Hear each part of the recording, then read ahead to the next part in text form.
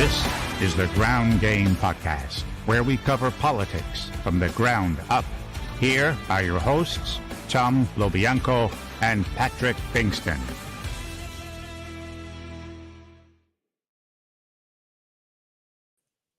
Patrick. Oh, you got the good stuff, man. We need this. We need this very, very much. I found this. Oh, is that Four Roses? Four Roses single barrel for me tonight. Oh, nice.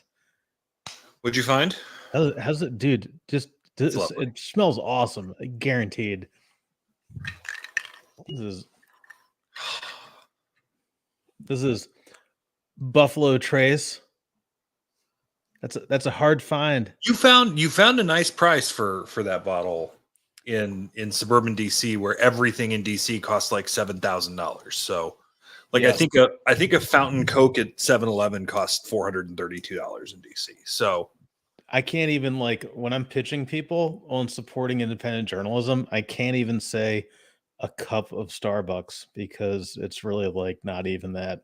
It's like a taster of Starbucks. Well, good evening, everyone, from coast to coast across the fruited plain. This is the Ground Game. This is election night, election day eve. We're drinking because we have to quell the anxiety, and I'm so tired that it's not gonna. Maybe it'll do maybe it's like like with the ADHD kids, they like give them the amphetamines to like reverse the ADHD. Maybe that's what alcohol is going to do tonight. Like it slows. I wouldn't know anything about that. I didn't say a word. So Patrick's here. Tom LoBianco's here. We'll have some guests popping in through the night. We'll take your comments, questions, vent your anxiety. We are all in this together. Pour a drink, and we will all get through this together. And yes. Let's bring in our friend Bill Scher from Washington Monthly. Are you drinking, Bill? I take this world straight. It's my greatest flaw. He is straight edge, baby. Straight edge. That's the hopium we're all looking for right now. All right, Bill. Since you're our guest and you're our proud warrior Democrat in the room, how you feeling tonight? I feel pretty good. I mean, I'm not saying I'm not like deeply freaked about the possibility that I'm wrong, but I mean, if it wasn't for 2016, I think we would all say, "Oh yeah, Kamala's going to win this." Like, there's nothing about the Trump campaign is how you would want a winning campaign to close out. He does not behave in any respect like someone who is, on the verge of victory. It's only because 2016 so scrambled our sense of up and down when it comes to politics that we all have to hesitate and think about, do I not see the world the way all the rest of America sees the world? And so we're going to stay in a state of limbo until 24, 48 hours. But I think Kamala's closing very strong, and I think the Trump campaign has a cluster blank of a ground game, and I have a hard time seeing how he pulls it out. Yeah, I'm with you, man. You know what? There was a part of me that thought maybe it doesn't matter when you refer to an entire ethnicity as garbage, that, some of whom come from a pile of garbage, allegedly.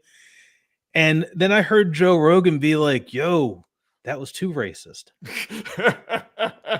And if you're too racist for Joe Rogan, he told him to do it, right? He said, "Don't do that one." And if you're too racist for Joe Rogan, you've really lost the thread. I see people in my X feed. I've gotten a real flood of like Elon Musk fanboys. Oh yeah, in my really? Feed the past week. Interesting. Like in a way I've never had it. I mean, you get bumped sometimes, but like I feel like the littlest thing, I'll get like a flood of like 1,000 people, and I'm almost like blocking. I'm not a big blocker, but I'm almost like block. I just don't need you going up my feed. Did you accidentally support crypto? A lot of these folks have like crypto in their handles. It's like I've never seen that before. Like, there's a whole world there that I'm just completely oblivious Do you to. want to invest? I feel like we need an advertiser right here on the right hand side. Before I digress too much, I saw an argument percolating like, Puerto Rico actually has all these flaming piles of garbage. They weren't saying the people are garbage. You're saying the island is garbage because they have too much garbage. Don't you understand? And it's the kind of thing that like you might even expect Trump himself to say to deflect and get away with it. But it really wasn't even just that one line. I mean, he had a line about like all Latinos like to have babies and they're coming inside because they don't pull out. They come inside you like they're coming into America. And he had the watermelon joke about the African American guy in the audience. Like it wasn't just the one garbage joke. It was right. None of which was at all disavowed by the candidate in real time, which he could have, in the moment saying, "Hey, that's not me. Don't pin that on me," or after the fact. Do you know who has the worst job in politics? Stephen Chung. He seems to enjoy himself. That dude has to clean up so much wretched shit. Like you know what? Like nasty diaper newborn stuff, like that bad. But he had a post on X yesterday, directed at Patrick Dillon. Did you see this one? No. So Patrick Dillon is married to Kamala's campaign manager, Jen O'Malley Dillon. Yeah. Yes. Oh, right. Excuse me while I, bore your listeners by pulling up this post. Excuse me while I whip this out. As there's... So Patrick Dillon posted Trump right now. Shouldn't have done that. Patrick Dillon posted on Saturday, pro tip, campaign managers confident of winning do not leak their whole CYA case in long form the weekend before the election, points to Susie Wiles and Chris LaCivita with their Twitter handles for clocking that the Atlantic is not really at their candidate's literacy level, though. This was a response to Tim Alberta's article in the Atlantic, going over the state of the campaign. So Stephen Chung, this is 2 days later, mind you. No, I'm sorry. Actually, it was the same day. This is all Saturday. Stephen Chung posts, cuck husband of Kamala chairperson has no idea what he's talking about because he's used to not knowing what's going on behind his back. It's just bullshit. So that's the tenor. I mean, the tone is set from the top down. But what's also sort of striking here is that there's literally an organized campaign on the Democratic side to women in Republican areas saying you can vote for Kamala, not tell your husband, which is making the Trump campaign flip out and say, how dare these people try to sow dissension in the sacred bond of marriage? And now Stephen Chung is saying that, you're in a marriage just like that, and your wife's doing things behind your back, obviously based on nothing at all. So it just strikes me as how depraved and corrosive the entire Trump ethos has filtered through the entire campaign, the Republican Party. Did you see Marco Rubio?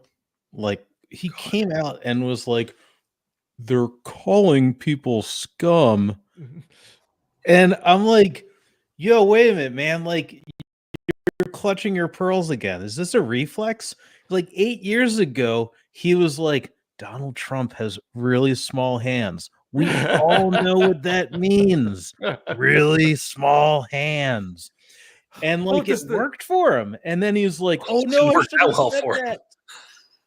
This sort of projection is where he win a single primary in 16. Washington, D.C. But this is the kind of bullying, gaslighting tactics that they use. I mean, they define decency down. They have for 8 years. They use all sorts of juvenile insult tactics.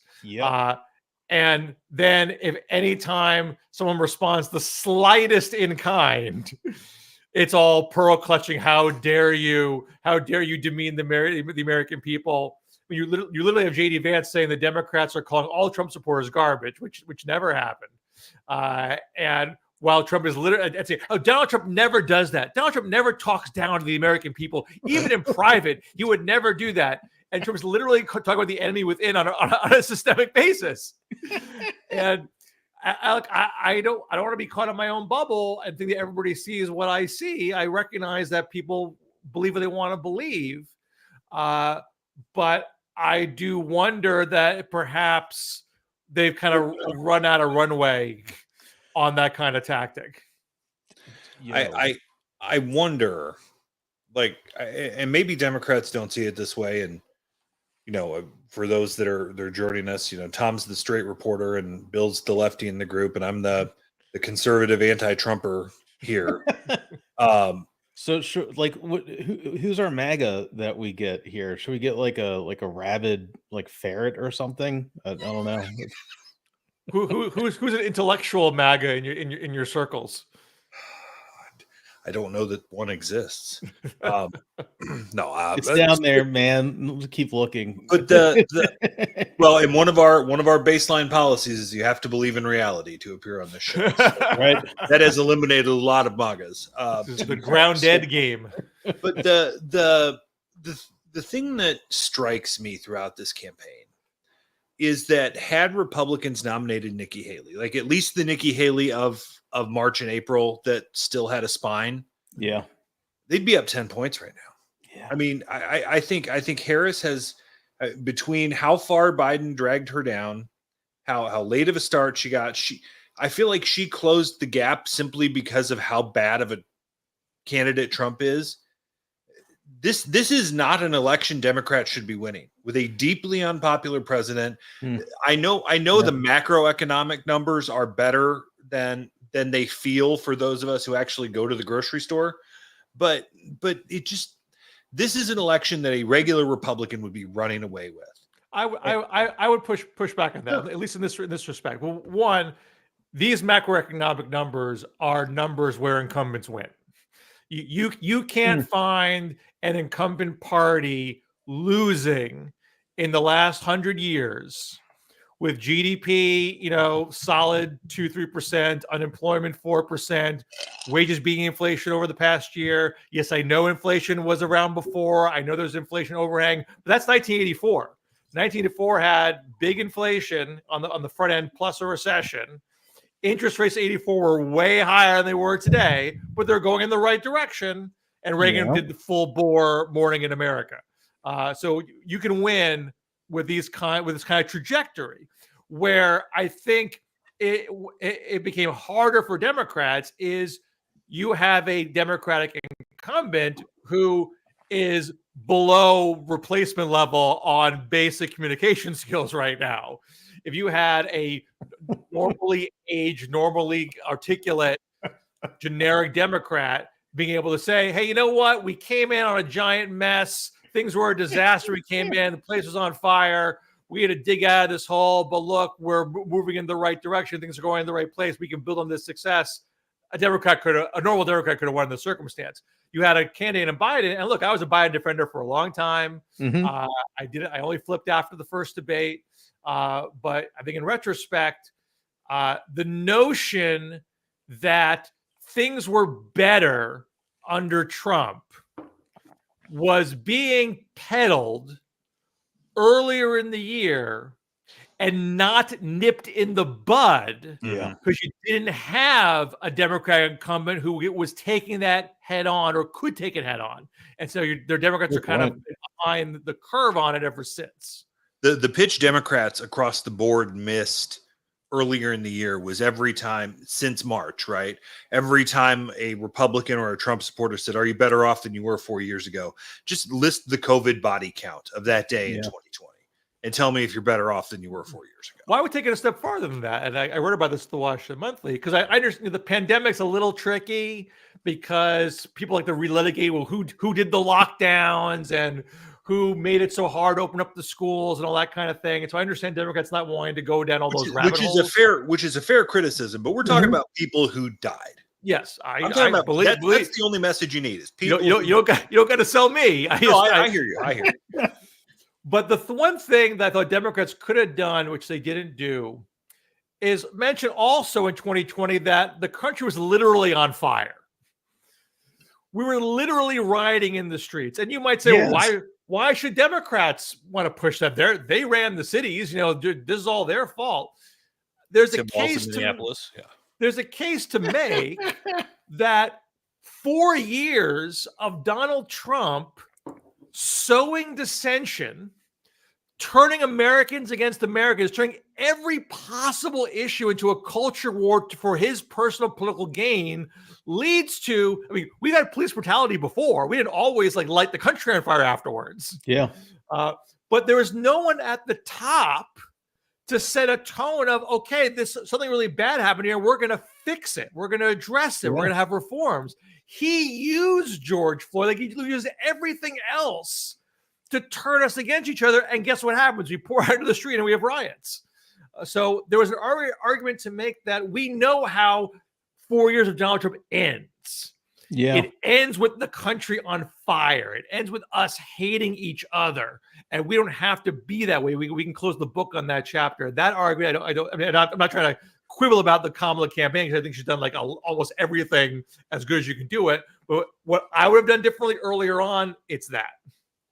Do you know, I was reading, there's a really good post from Kristen Soltis Anderson over on Substack. I think she just put it out tonight. And it's, you look at all the focus groups and it's, people want this, I've been laughing about this recently. I saw Barry Weiss try to rebrand as sane. All right.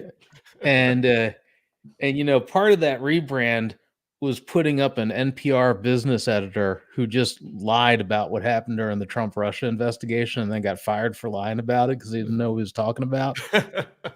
And then Eric Wemple's like, dude, you don't know what you're talking about. Here's 100 ways you don't know what you're talking about. He's like, I do too. I totally know what's going on here. I covered this. Since you there's brought up money Barry behind that. Barry There's Weiss, money behind that rebrand, and this is the Kristen Soltis Anderson column. And what was fascinating about it, and it's actually, I think it's a testimony to it's insipid, but the brilliance of Trump's raw political instincts, because he is directing this third campaign of his. There is no Kushner around for this one. All right. She pointed out that everybody wants a return to normal and they want things to calm down. But then when you start getting into the meat of it, down into the details, different people blame either Harris and Biden and the Democrats or Trump and the Republicans. They all want the same thing. They want things just settle down. They want things to calm down.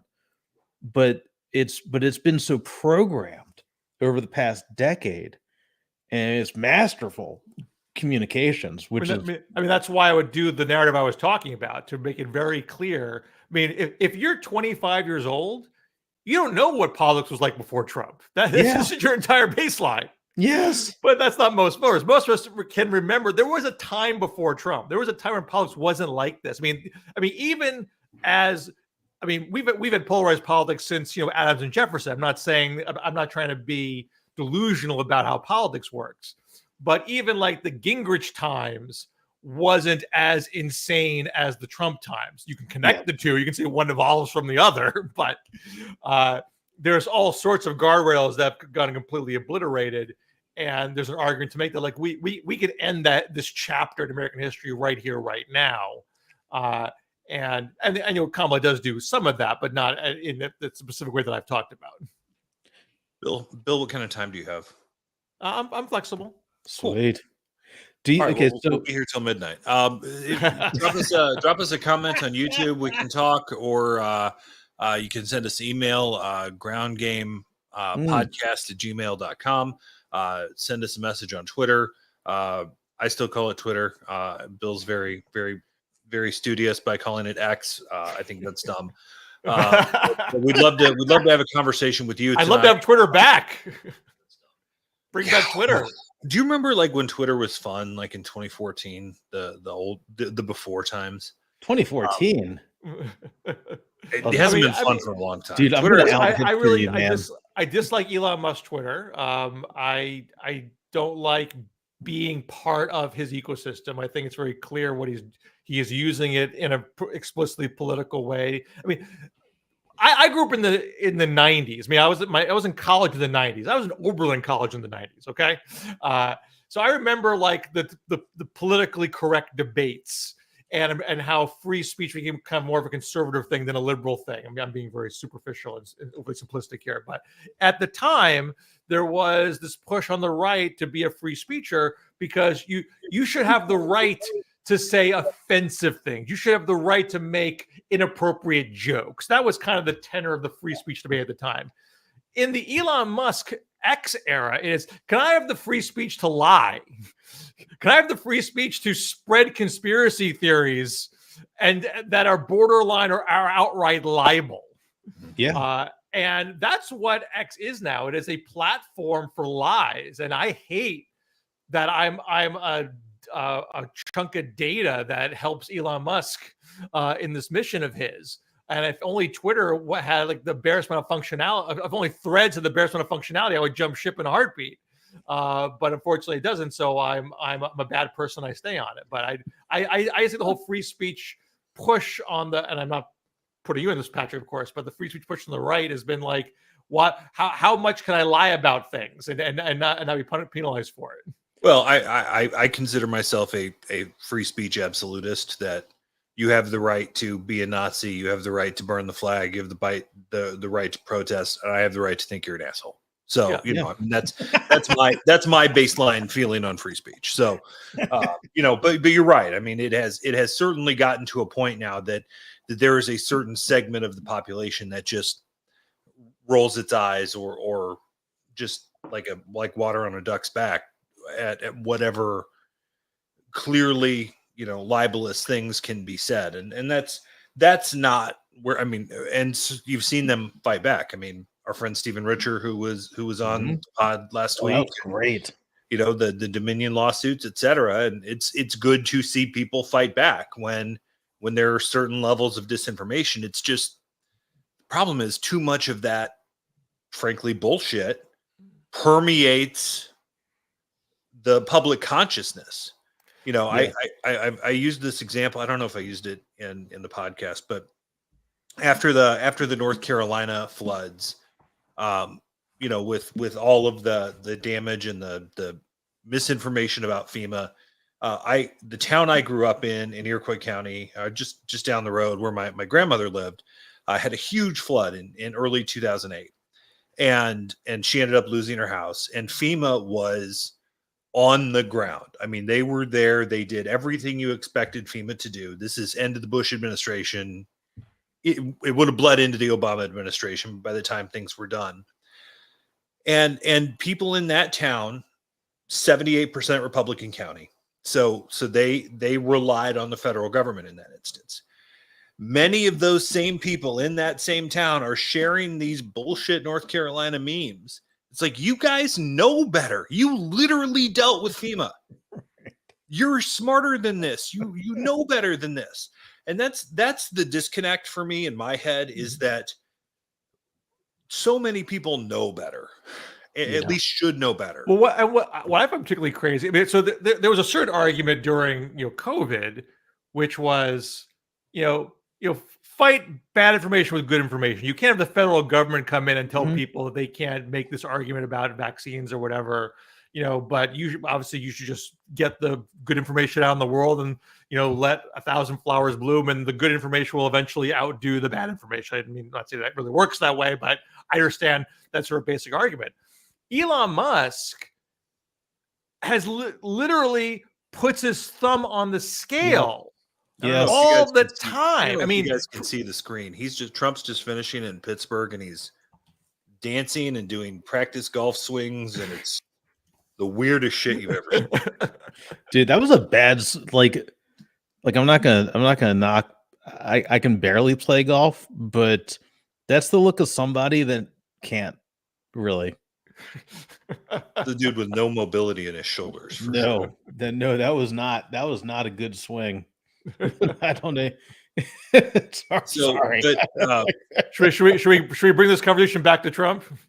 It's because this is a whole race. not It's anxious always enough. going to be about him. There's no way it was never going to be about him.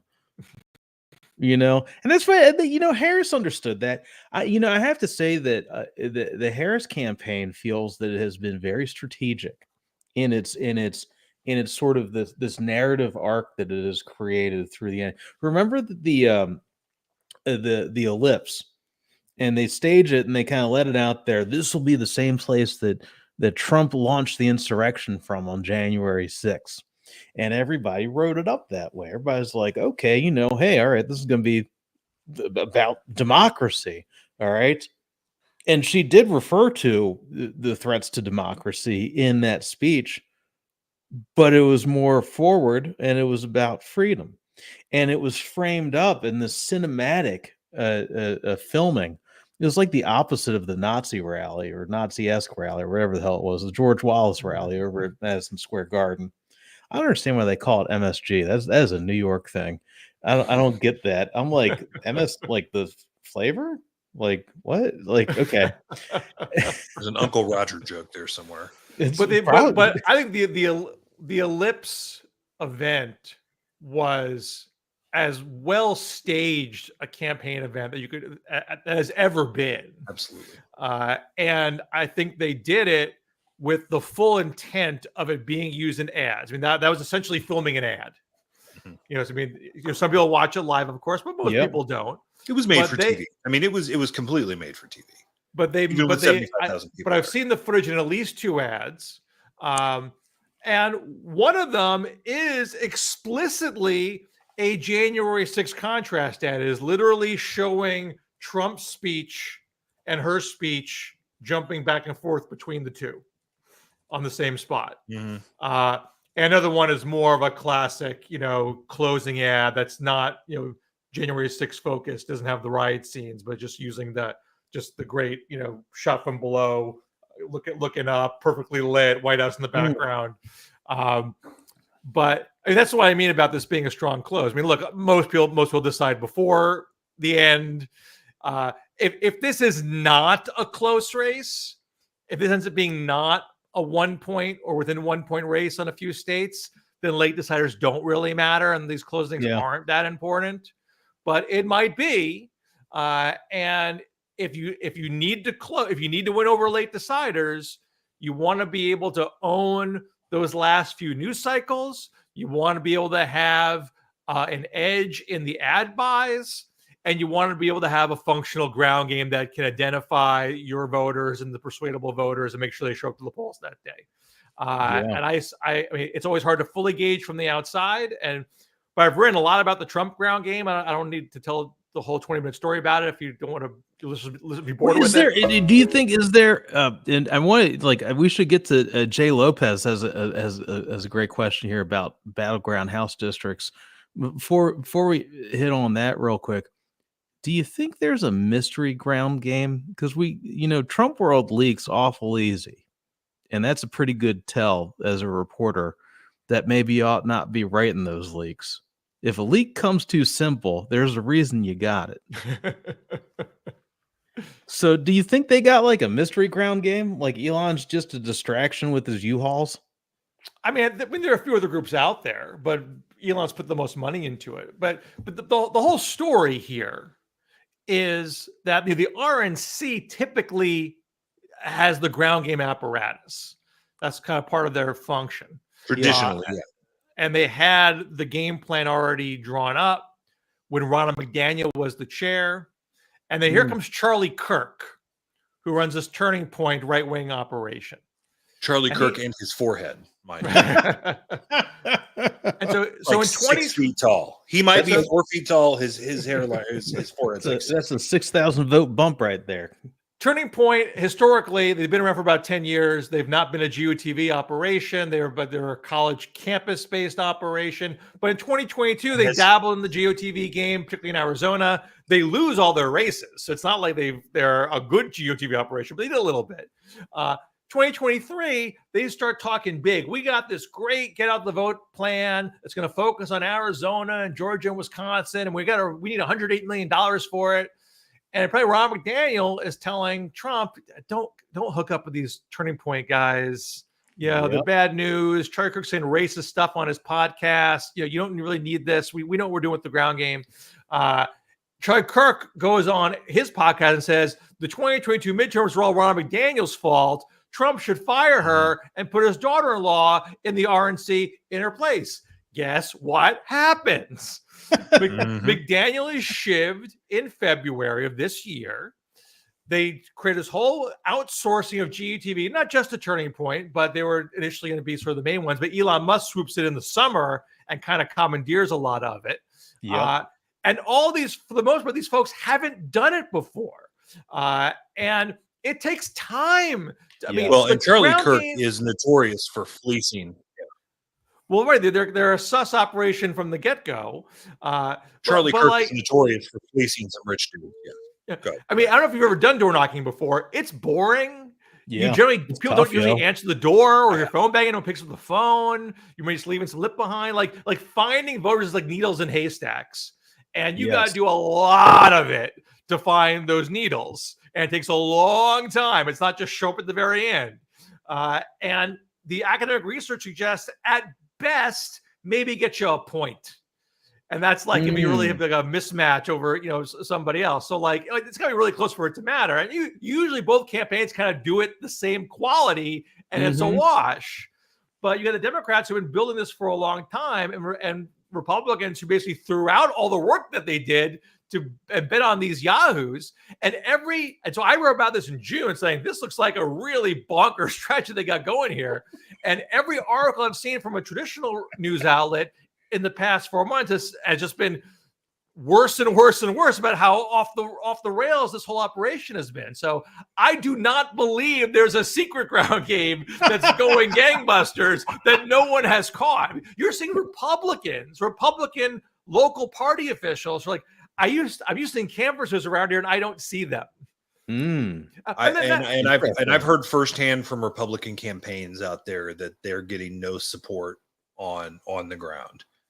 From whether NRCC, which cycles through the RNC, that sort of thing. I mean, and putting Charlie Kirk in charge of anything, I don't think I'd let Charlie Kirk run the ice cream machine at McDonald's. I mean, this kid has no track record of doing anything but being charismatic enough to fleece some rich guys. One of them being Gary Rabine in Illinois, where I'm at, who gave him millions of dollars to essentially start up Turning Point, and has gotten nothing for it. I mean, they've done nothing. Well, it's fun inside the. They have fun trolling liberals. Other than making himself a MAGA star, they've done nothing. Yes.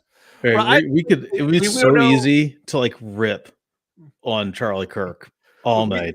And trust me, I am here for it. But this is more than just making fun of Charlie Kirk, because again, we don't know what's going to happen yet. I don't want to act like the race is over, because it's not. But assuming Trump does lose, I really think this is a key element of it. Even if it's not close, even if it's not, because it's not just about the ground game itself. It's about what was this campaign going to be premised upon? Why would Trump? I mean, if Charlie Kirk's a grifter. I'm sorry? We know what it was based on. It was all based on what the hell Trump wants today. Well, this is exactly the point. That's all they care about. That's all Republicans care about anymore. And you and I both know it. If Trump had the sense to recognize, hey, I can't just let my id dictate this whole campaign. Ron McDaniel, the RNC, the professionals. I know I got to do better in the suburbs. I know I got to do better than 2020. I got to win some swing. Then he wouldn't necessarily go with a grifter like Charlie Kirk. He would, but Charlie. I mean, this is me just inferring what happened here. I don't know, but my presumption is that Charlie Kirk said to him, "Look, we got a game plan here. You don't got to modulate your rhetoric. You don't got to filter yourself. This is not about winning persuadables and swing districts. We just got to find the uber MAGA people who are not reliable voters." And this part he said out loud. We want to chase the evangelicals, the hunters, the people who buy the MAGA merchandise but don't show up to the polls all the time. And they may not be in the more densely populated areas where people like to efficiently door knock. They may be in the far-flung rural areas, but that's where we're going to go chase them down, and that's where we're going to go find them. So that's why you don't see the canvassers where they usually are, because that's not where they're looking for these uber MAGA people. And I think Trump bought into it because, like, yeah, I like this kind of campaign. The campaign where I can just do what I want, when I want, how I want. No one's got to tell me I got to do something different. Let's do it that way. He's the master shake of candidates. All right, let's get to some of these questions. John Lopez, one of our Illinois guys. He's Illinois guys for the win. The Atlantic revealed who is responsible for Tony Hinchcliffe being on the Madison Square Garden stage. Good old Alec Bruzewitz. I don't know him. This is a part of MAGA world that I'm not familiar with. Oh, this is like third gen MAGA. This is like it's like when you had punk in like 1986, and like hair had already taken over, but there was still punk. Okay. So they're around and they make money, apparently. But this is a very online campaign. JD Vance is an extremely online guy. This Alex guy is sort of part of that world. Yep. The fact that they've spent so much of Donald Trump's time on brotastic podcasts. Yeah.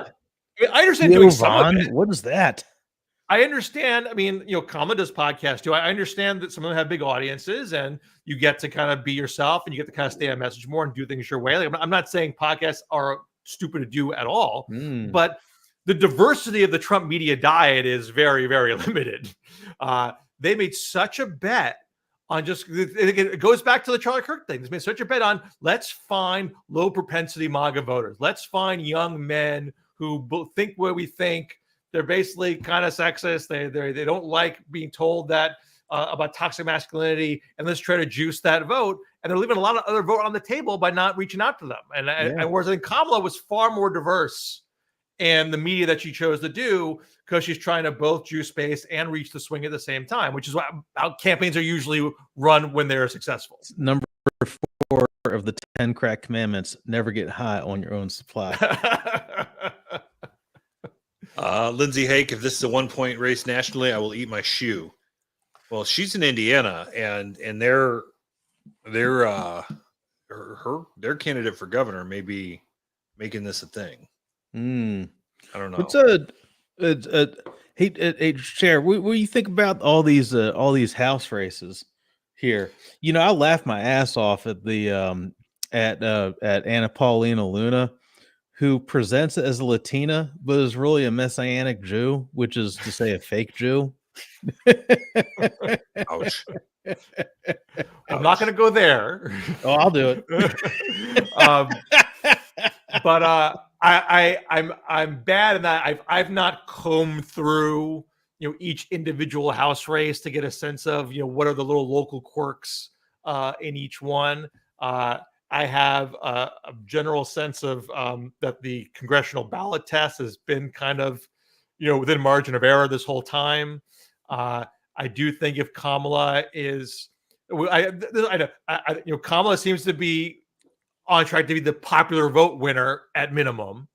It seems that Democrats will win most of the competitive Senate seats, but probably not enough to keep the Senate, but enough to suggest that there isn't necessarily a huge appetite nationwide to go hard right. So I see Democrats losing in Montana and Texas, but if Jackie Rosen's cleaning up in Nevada, that suggests to me that there's not some larger red wave going on here.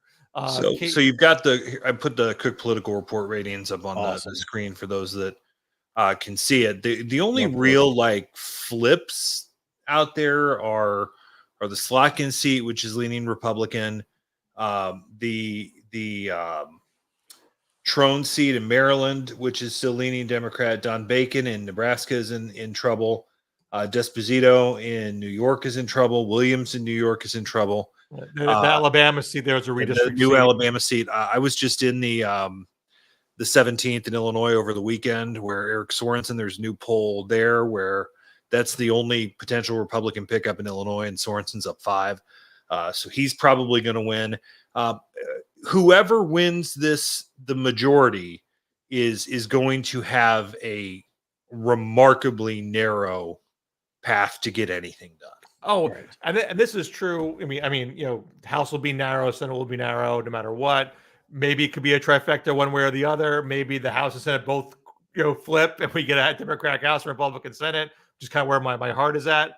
And Kamala is the only candidate that is saying, I'm prepared to work with Republicans on things. I realize we don't have all the good ideas. Let's find a way to work together. I'll go Joe Biden one better and have a Republican in my cabinet. I'll have a bipartisan policy council to inform my policy proposals. Trump was never a bipartisan as president. I mean, there are exceptions. It's not in bat 0-0-0. But on the big things they probably could have found a way to be bipartisan on. Like he could have had a deal for the wall for Dreamers that they threw away. He could have had infrastructure. He could have had infrastructure first, not the Muslim ban. Then infrastructure right out the top.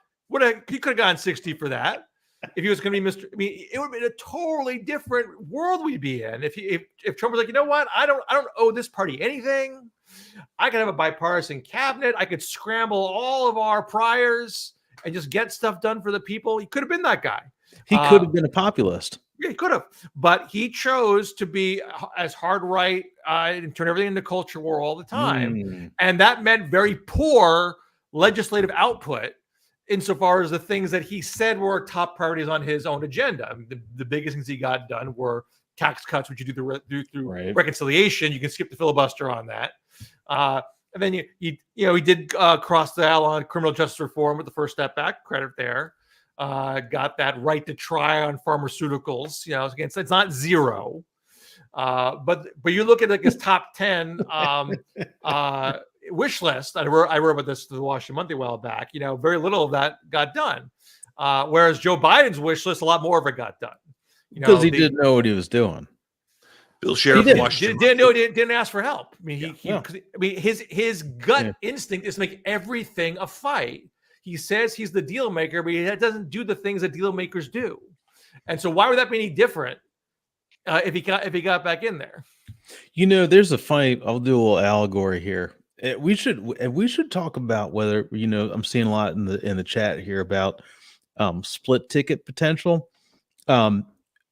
He reminds me, this is real fascinating. He reminds me when I started my career as a reporter as a kid back in college, I was covering Bob Ehrlich, the governor of Maryland.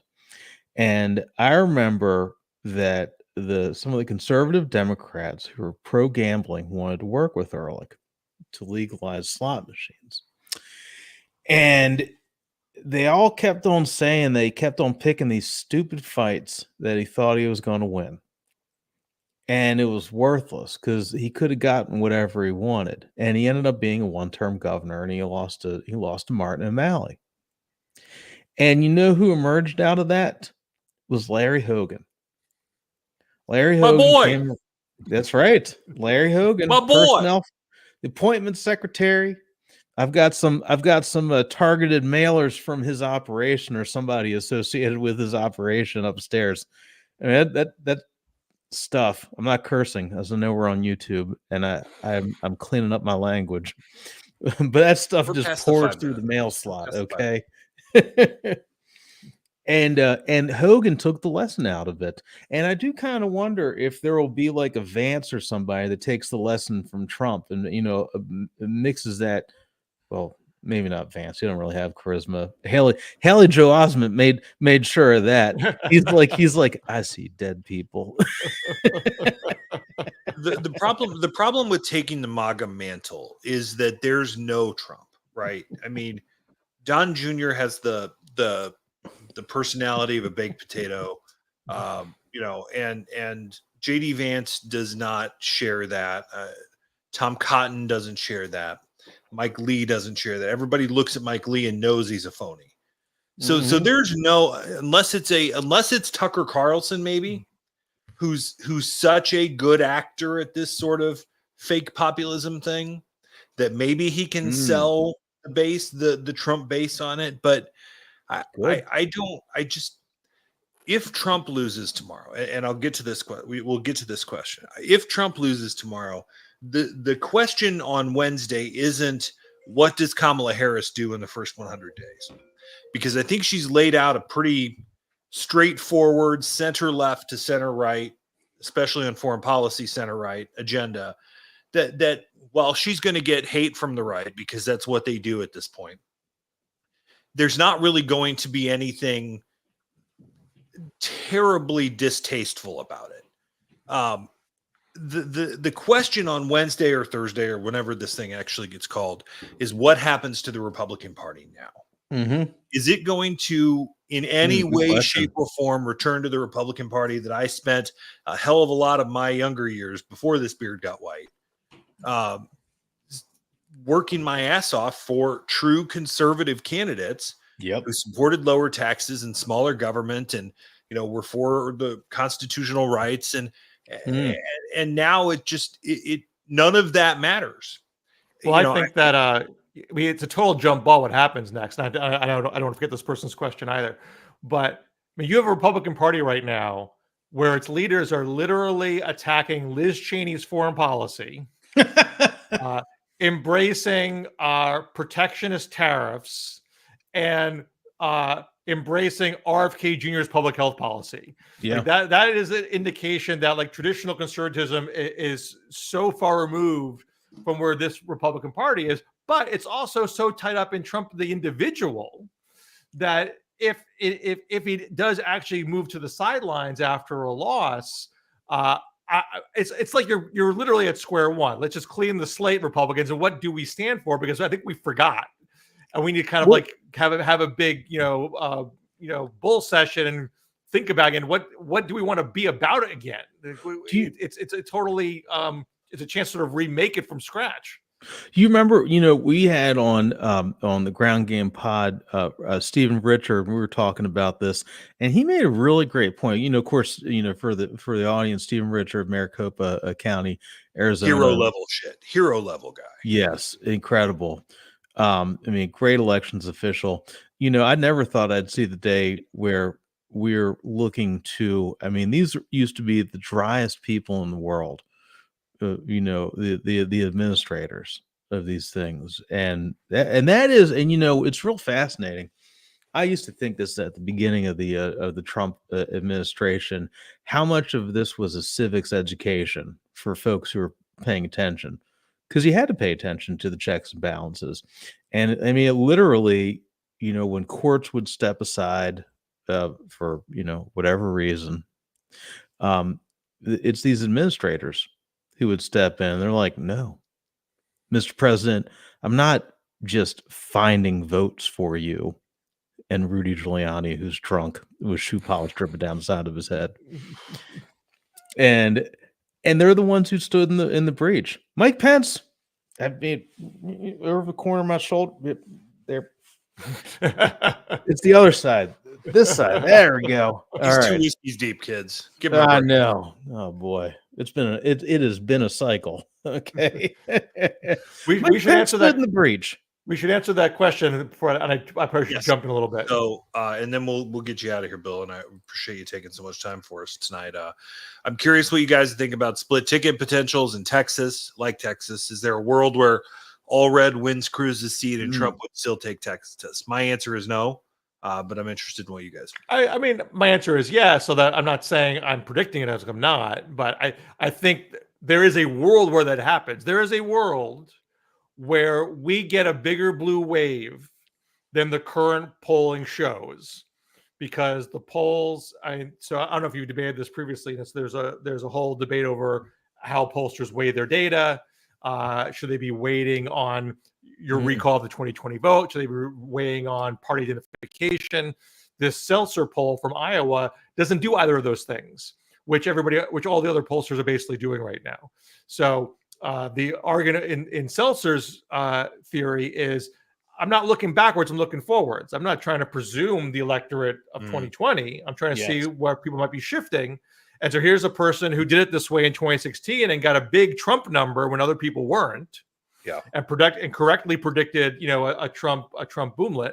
and is now Well, she's a suggesting good the other way. reporter. I'm not saying this means She's I know listening. Seltzer is correct and everyone else is wrong. But in that world where we are undercounting Harris voters because we've artificially weighed data to presume the electorate of 4 years prior, and there's a bigger boom of particularly women, perhaps older women voters that are not being detected, I think that could, I mean, Allred's like a couple points behind Cruz in polling right now. So Cruz is going to trail Trump. My thought would be that if Allred were to win in a world where Trump still wins Texas, it's not ticket splitters. It's people who vote for Trump and then don't do leave it blank. Yeah, Yes. leave the rest blank. That's Yes. Sure. That, and I think that's the fear that I spent the entire weekend 1,000 miles all over Illinois this weekend.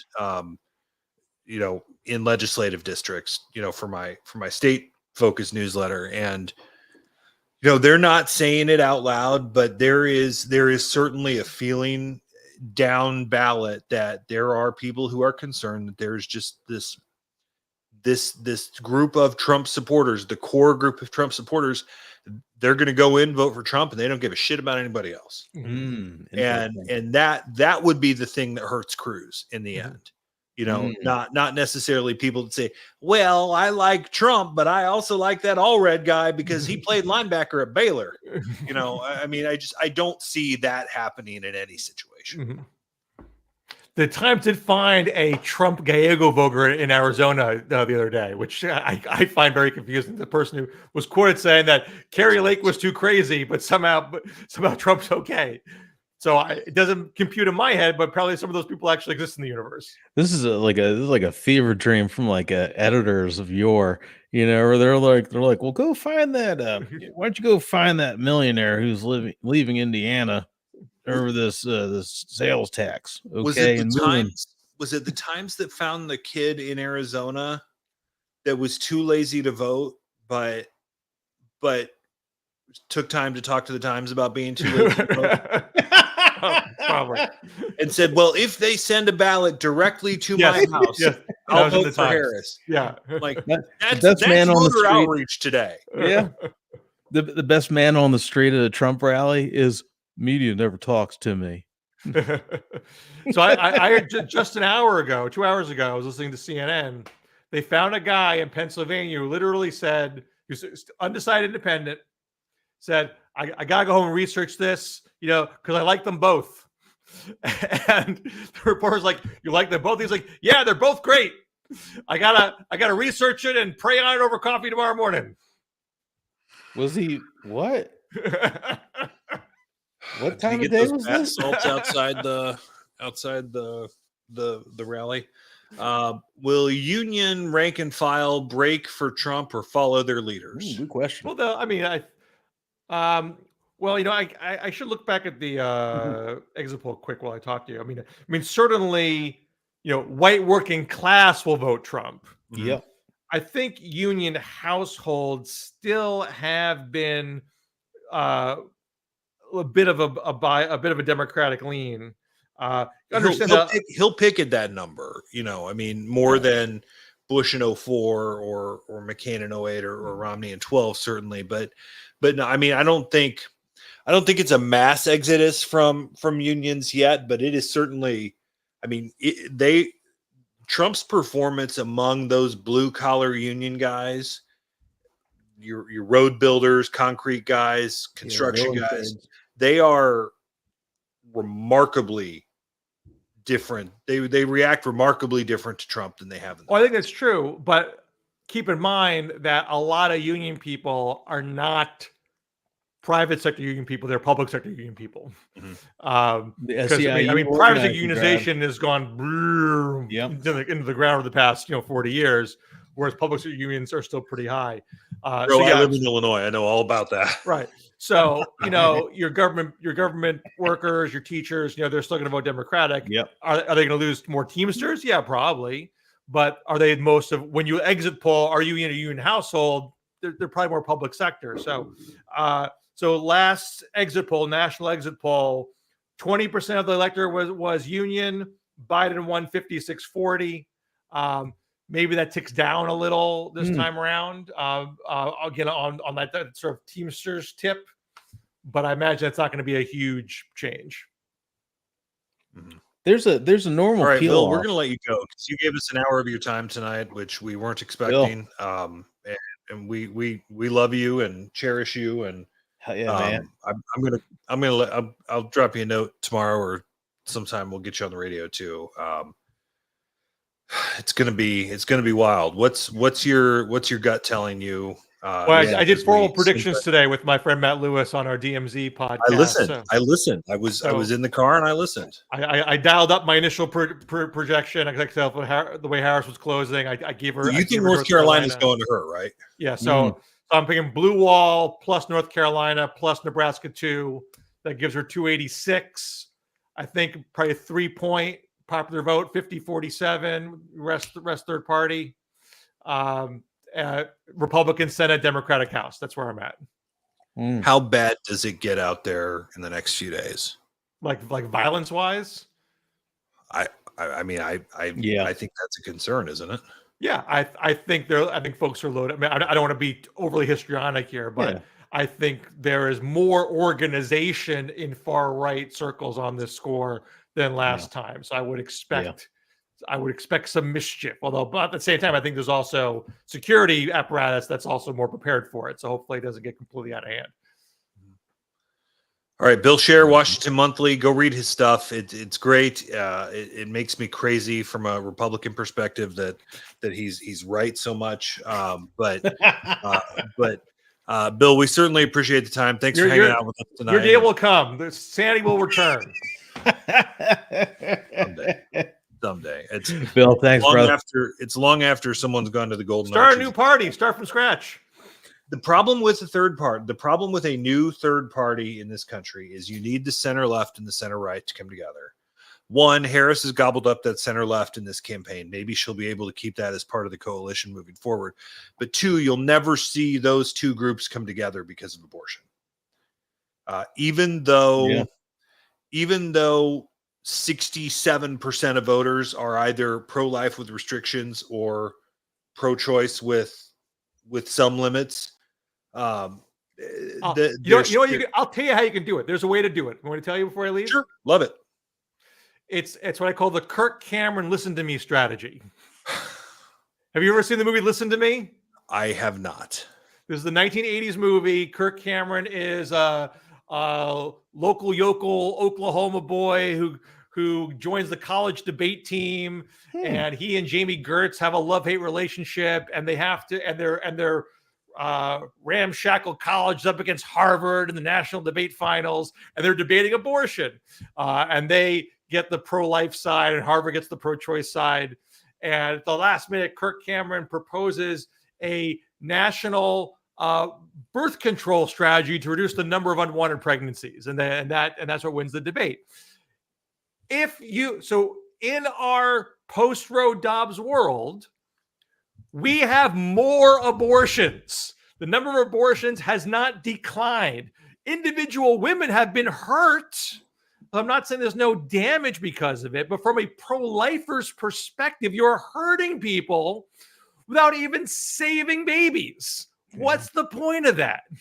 So if you can internalize that trying to solve the problem of, I'm not saying it's a problem, but from your perspective, you're trying to reduce the number of abortions, you're failing at that from a regulatory approach. Mm-hmm.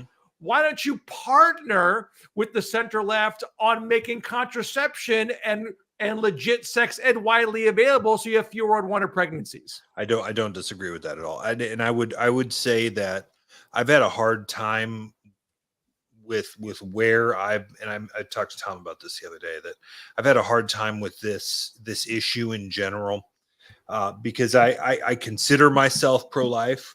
We've got a baby on the way, and don't tell me that baby doesn't have the right to be protected, and I will run through a freaking wall for her. I think it was when Liz Cheney in Michigan or Wisconsin, whichever event they were at a couple of weeks ago, laid out that you can be pro-life, you can care about a baby and the life of the mother, and be angry at what was my party, isn't my party anymore, going so far to the extreme that it becomes less about protecting a child and more about the results of hurting a woman. And that takes it too far. And I think that the more people that hear that idea, that we can still care about the life of a child, but we also need to give a shit about the life of the mother. And that's what Republicans across the country have completely missed the boat on. Yeah. So Amen, on baby. that note, Bill's getting love out there. Hell yeah. Great What's job, Bill. up? Thank you all. Bill, Hope to come back. thanks, brother. Thank you, Bill. You are a man of the people, Bill Scher. Go read his stuff at Washington Monthly, all right? And get some sleep because it's going to be a long day tomorrow. Seriously. Well, that's right, baby. All right, thanks, Bill. That is Bill Scher from Washington Monthly. We kind of weren't expecting him to jump on tonight, and that was awesome. And he's the best. He's so I love having him on the radio because I love smart people who disagree with me. Yes, and he's great. So, it's a little bit less in the world today because, at least starting to talk politics with liberals these days, we're kind of all in the same baseline because we all hate Donald Trump, which has made relationships with my Republican friends a little bit harder. Yeah. But, you are now part of a pro-democracy coalition that stretches from the Cheneys to Bernie Sanders. I mean, that is my brain will never stop throbbing because of that. Yeah. The ability that, like, those two, he was a backbench, non-existent, technically independent. Like, the term democratic socialist did not exist in the American vernacular until the Bernie Bros came along. And in that side of the world, he was Cheney was the second coming of Satan. Yeah, right. I figured you're a Libby. I've got you figured out by now. Oh, hell. I love the Libby. I love them all. My sister-in-law who lives just outside of Philly is all in on Team Kamala. She was in on Kamala in 2019. So I love the Libbies. It doesn't mean I have to agree with you. I just love the Libbies. I love everybody. That's not true. This is unlike January 6th, this is a day of love. Hang Mike Pence. Hang Mike Pence. Tom, you want to do predictions before we get out of here? Yeah. Okay. So, all right. Here's what hold on. Let me pull up my 270 to win page. Stop screen. Hold on. Let me share screen. I have C-SPAN shared on the other screen because I was gonna pop over to the Harris. Yeah, I want to give a shout out to our crew. Look at this. We got VK up on here. We got John Lopez. We got Lindsay Haig. Our girl. Look at this crew. That's what I'm saying. Love that a shoe ad gets onto my screen, but good man. Dude, you should buy those, man. They look like real shoes, not golden Trump shoes. Oh no, these are Allen Edmonds. They're made in Wisconsin. I have a bunch of them. So hell yeah, man. You'd be surprised how much I spent on shoes. So let's do our 270 reset map. So here's your baseline. Tell me what you got as we sit here at 10 o'clock Eastern the night before the election. Walk me through your prediction, Tom. Okay, so I'm gonna put the wall in Harris's camp. All three of them. Yep. It's gender, it's turnout. And that's it. I mean, that's all she needs, right? Yeah, so. And banking enough votes. I think they did bank enough. I think they did bank enough in the early votes based on the gender splits I've seen so far. I'll put North Carolina down there too. You think North Carolina goes Harris? Yeah. And I think it's because of the educated class. down there. I think Georgia has a lot of that. Also, but North Carolina is also the most rural state in the country. is it really? Mhm. You mean in terms of the numbers of voters? Yeah. Okay. Well, I mean, I think it's by per capita because I mean, I'm sure like if you go by pure number, it's California just because there's Well, yeah. 7,000 million people there. Oh. But what do you got for Nevada? I'm with John Ralston. He went Harris, Yeah, he said Harris. and then John Ralston said it. It's true. and Georgia. Red. So you've got 292, 246. Yep. So here's my problem. Hmm. I am so my head tells me Harris, but my gut tells me Trump. So ain't that a B? Yeah, it sucks. Sucks to look at things analytically. So I'll be in the gulag talking about this. So I'm gonna right. So I'm gonna take Trump in Nevada and Georgia. I'm gonna go ahead and put Harris for Pennsylvania. Yeah. Oh. I don't know what Michigan's gonna do. I Pennsylvania and Wisconsin, I think, are there. Yeah. And then essentially it's gonna be whoever gets these two. I know that, boy. I'll tell you, that's the knife's edge. Now, I mean, if she manages Michigan there, and I do think she legitimately has trouble with the base in Michigan. Yeah. You know, my gut tells me Trump's still going to win North Carolina. Yeah. So, holy Jesus, if Netanyahu throws this thing. So then, you know, theoretically, you walk out of there at 270, 268. Yeah. And if that happens, all hell breaks loose. Oh, they will.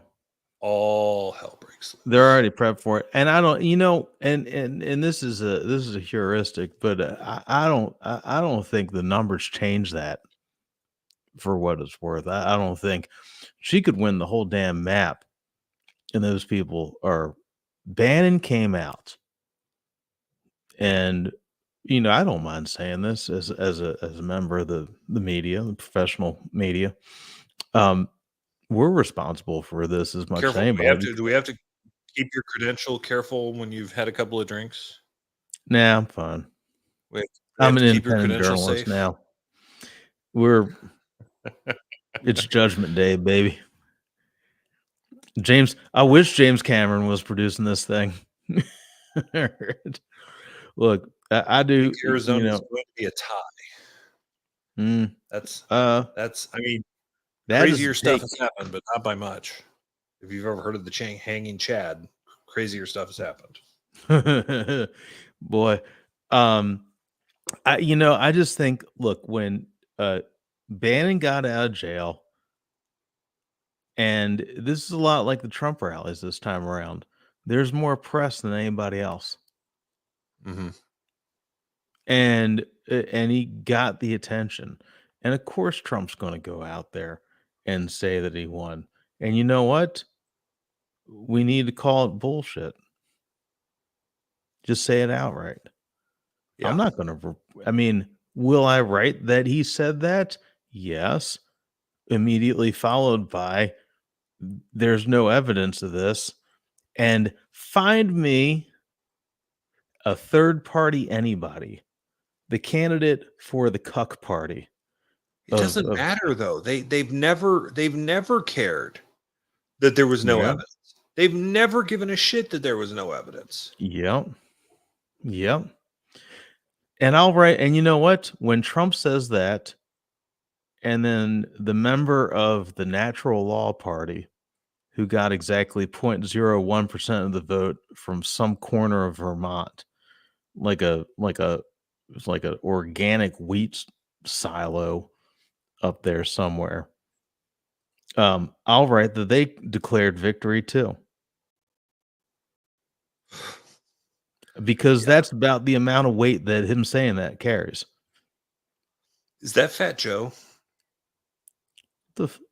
Where's that? Oh, that's Fat Joe. Oh, for real? Fat Joe's with that looks awesome.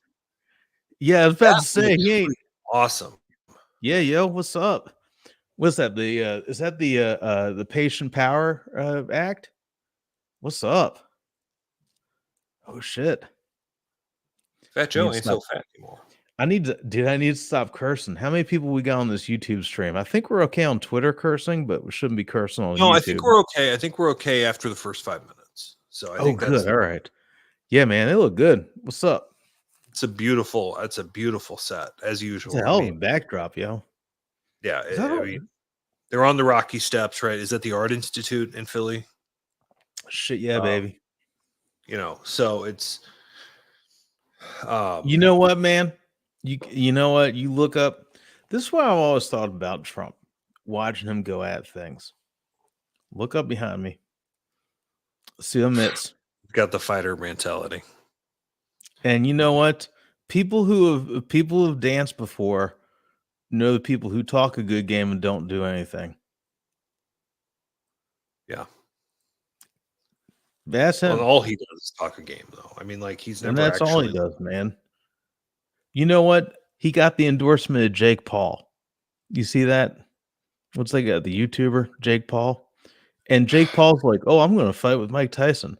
And I saw Mike Tyson training, and I was He's like, "Dude, dude!" I was He's like, almost "Yo, 60 man!" years old and he's shredded. Yes, I was like, "Dude, that is gonna be a murder."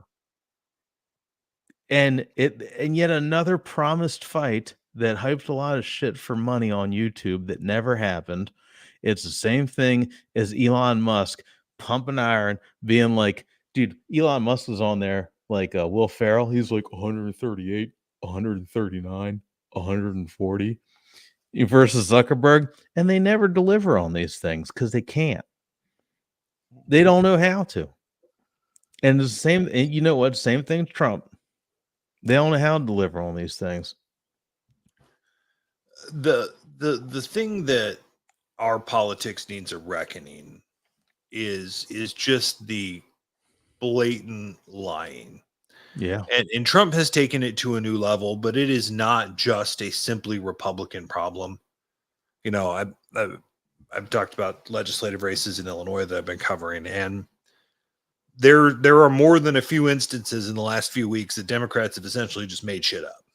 And they know that because they have such a fundraising advantage that there is literally nothing Republicans can do about it. Nobody's gonna say nothing Media about it. doesn't exist anymore to call them on their bullshit. That's why we're here, man. That's why we're here, and that's why I drove 1,000 miles to talk about that shit on legislative races. Fuck yeah, man. Shit, I shouldn't say fuck. Here. And then he did it again. Yeah, shit. We're gonna cut you off. We're gonna cut you off. God damn it. When was the last time you had 2 drinks there, Daddy? I can handle it.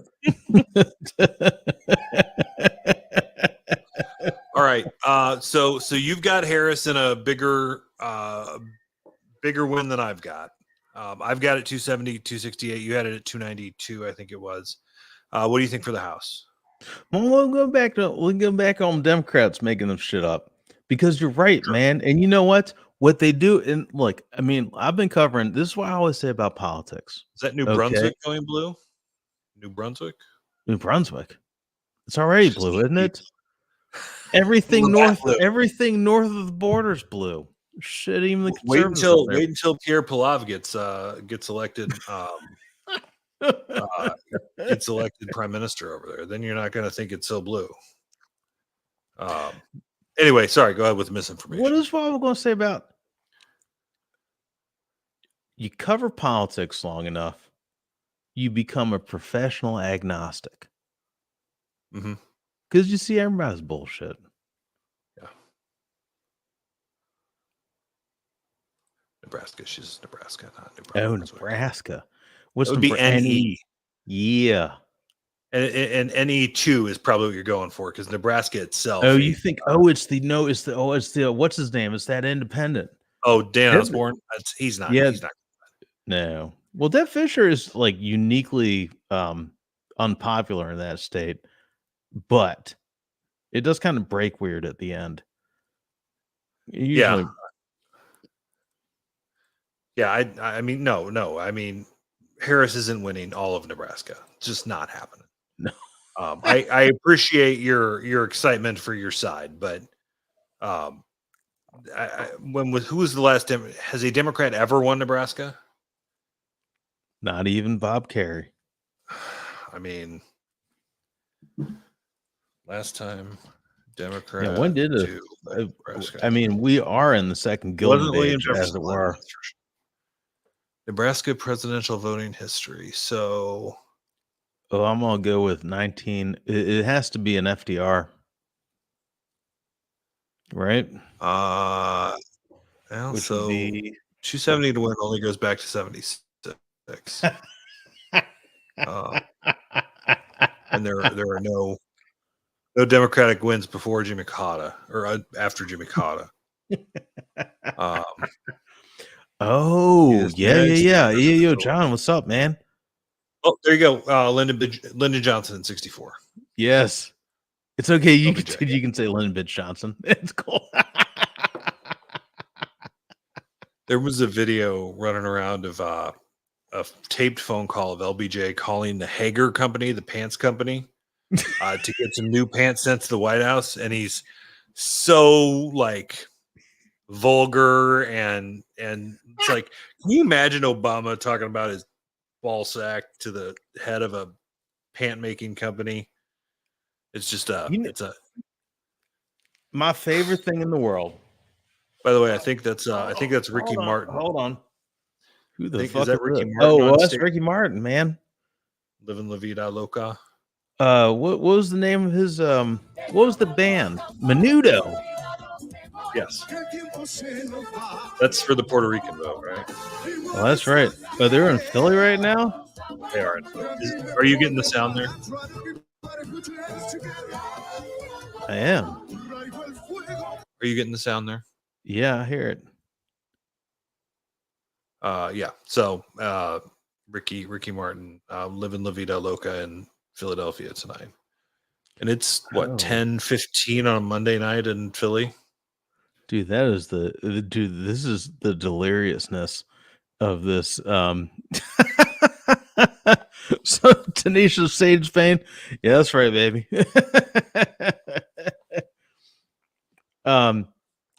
You know what? Here.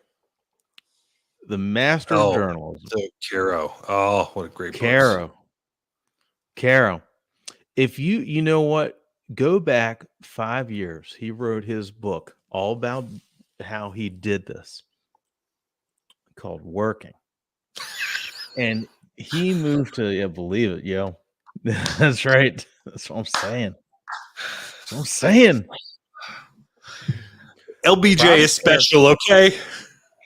This worked. This is it.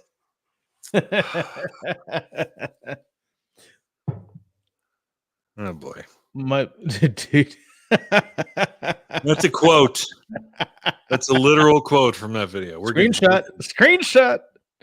I'll send you the video. I sent it to my tailor because I'm just like I've never talked about the crotch of my pants like that to you, and be thankful. All right, back on track. So you've got Harris. You got Harris winning 292. I've got Harris winning 270. I think it could be bigger if we see it trend that way. I'm still not sold on Iowa, though. I do think Ann Seltzer is as good as they get. I'm not sold on North Carolina. I always thought Georgia was more likely than North Carolina, and Georgia's in play, but I don't think Georgia's going to go Democratic. You know what? Hold on a second. This is now. There's something that Trump does, which is related to this. For those listening to the podcast version of this, he's holding up the Robert Caro, The Years of Lyndon Johnson, Master of the Senate book. Okay. Now, what Trump does is the same thing that Caro did when he was reporting this. And God knows that man has been reporting this thing for, 5 decades now? All right. Trump listens. Bob Woodward style. Trump listens. And he gives it back. All right. Trump gives it back. And Democrats haven't figured that out yet. And I don't know why. Well, I but don't here's know the when. thing: when Democrats try to punch for punch with Trump, they end up looking really weak. It's not about punching. It's not about punching at him or any of that. Trump listens to his audience, and he talks the same language they do. Oh, sure. And so one of the things that Caro did, and it's beautiful. I mean, it's poetry. I still get chills thinking about it. When he was writing, when he started this, so he'd just written the Power Broker about Robert Moses, and he signs on with his editor and the publisher to start writing this biography of LBJ. So I think it would have been like the late 70s or something. Eh, he moves to the hills of Austin, Texas. Mhm. Ironically, where all these tech bros are at right now, all these Rogan bros. And he starts reporting this. And LBJ's family would not talk with him. They didn't want nothing to do with him. So he's been down there for like 2 years or something. And finally, he confronts one of LBJ's brothers on the street. And he says, "Look, I got to do this. He is a seminal figure in American history. I got to do this." He's like, "Please take me to your childhood home. I want to hear about what it was like growing up." And he knew the stories already. He knew about all this. He knew that LBJ and his father used to go back and forth at the dinner table constantly. So the brother, who was still alive at that point, is walking with a cane, says, "All right." He says, "I need you to help, go to the historical society and open up the house." So they do. And they go there, and there's the dinner table where they used to eat at every night. Mhm. And says to the brother, "Please sit where you would sit for dinner every night." And instead of sitting at the table with him to interview him, he sits on the side of the room behind him Hmm. and starts talking to him about how dinner was every night. And he listened to him. And little by little, the story of how LBJ and his father would have these screaming matches came out. And it took him that long to get to the core of this. I mean, and this is, I don't even know which one this is. Master of Senate. I mean, I think that's the One first of one. one of the first ones. Yeah, I mean, this is a 5-volume set, and you can, all right, and they are bricks, and they are worth it. All right. But my point is that Trump understands that. The Democrats have not figured that out yet. They should get back to it. LBJ used to have that. They used to know how LBJ was a completely Renaissance figure, though, right? And it completely different. I mean, name me what Democrat in Washington today has the powerful grip that LBJ did. I mean, Harry Reid how to would have get been the that grip. closest in terms of like power, but AOC. certainly not stature. I'm gonna say AOC does. I think she does. Not Rashid Tlaib, not Ilhan Omar, not only attention grabbers, but there's a couple We've around seen there. we've seen a new side of AOC in the last 4 months. Mm-hmm. Right. I mean, when she spoke at the DNC, you essentially had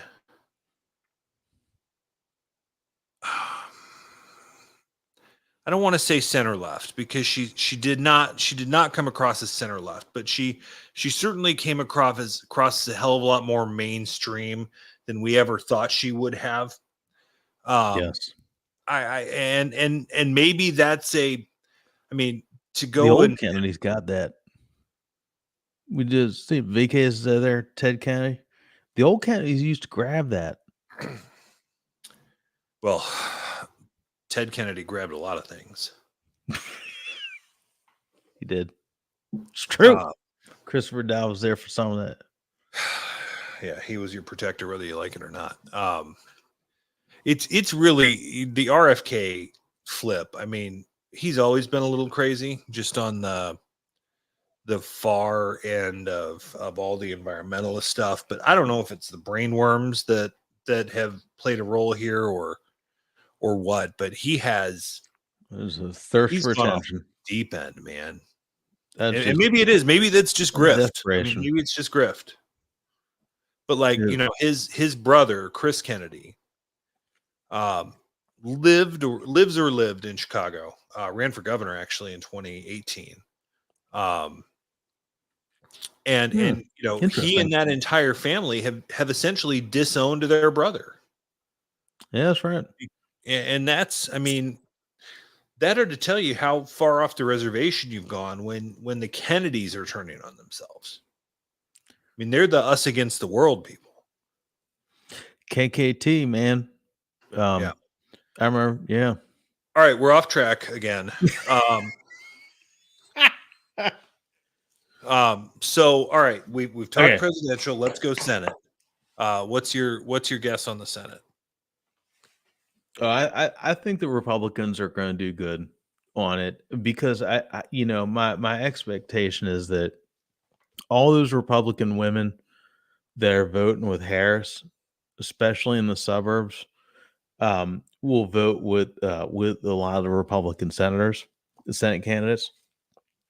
I don't know that McCormick. I don't know that McCormick does it. But I do think that there is a sense of balance to it.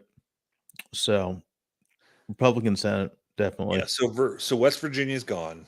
Montana's Yeah, gone. that's right. That gets you to 51, right? Yeah, there you go. Question is, does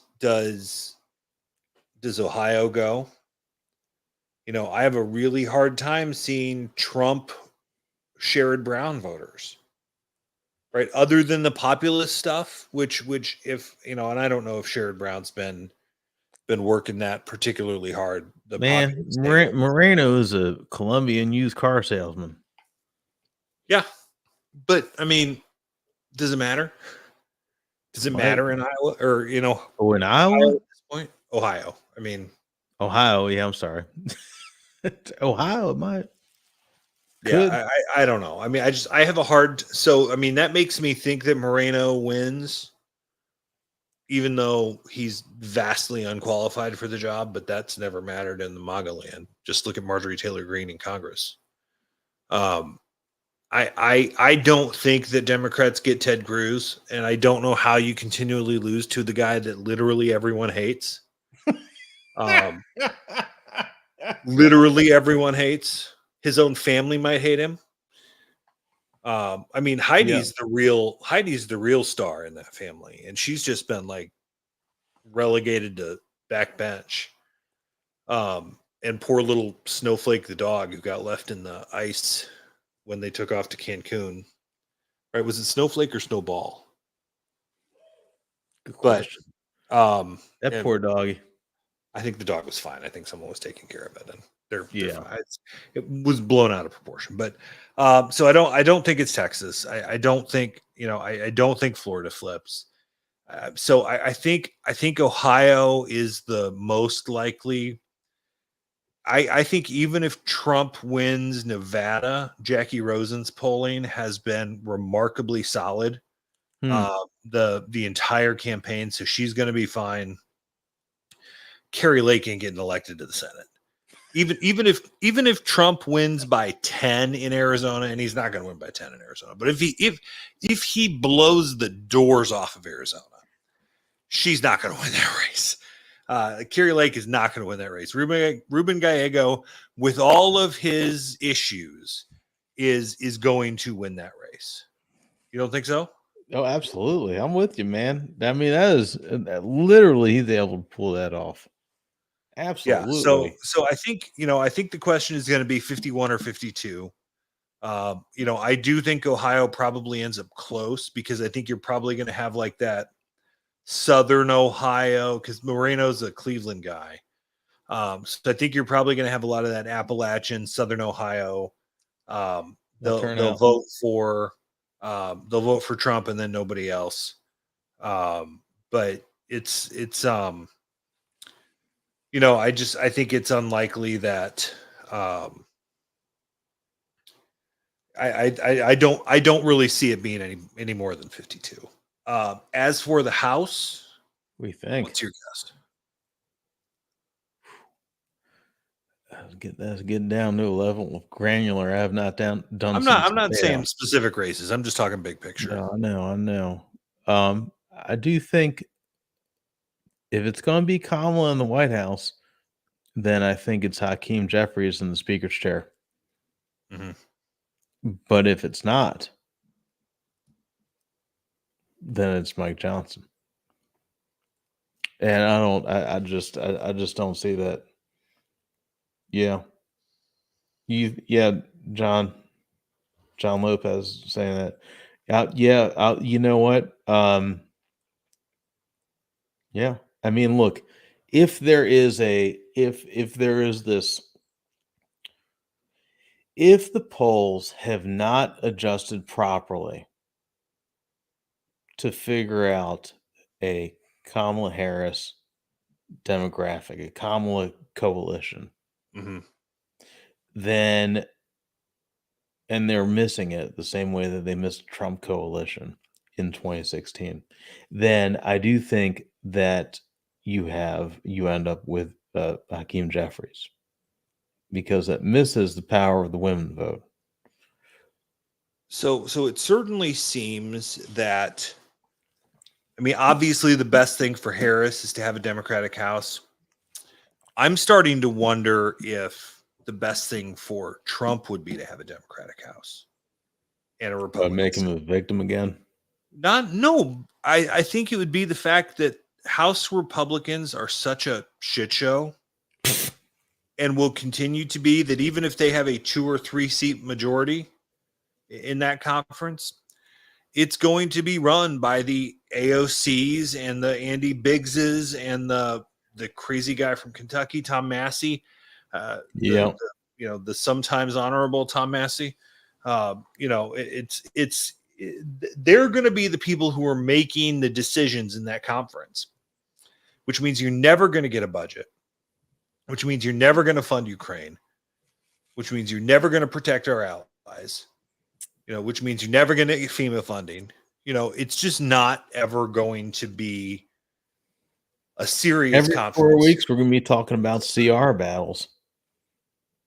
Yeah, January 20th, right? I think it's, or December 20th. Yeah.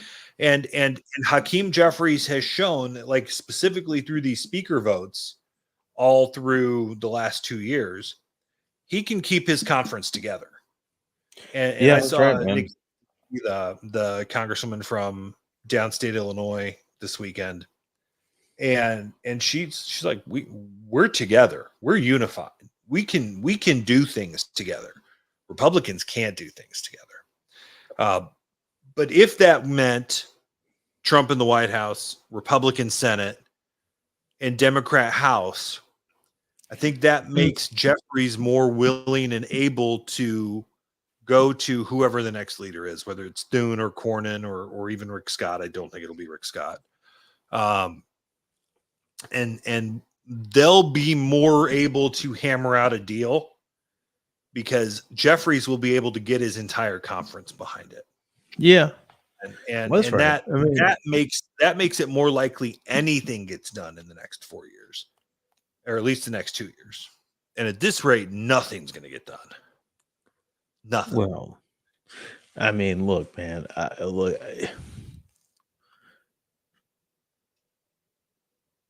I do believe, knowing Trump, having covered him for about a decade now, if he comes back in, there is a distinct possibility that he tries not to leave, Now, I don't know how that works out. Yes, and look, man, like we've talked about this before, and I try not to be macabre. I try not to be, you know, downer on all this stuff, but we also have to be realistic, and that is who he is.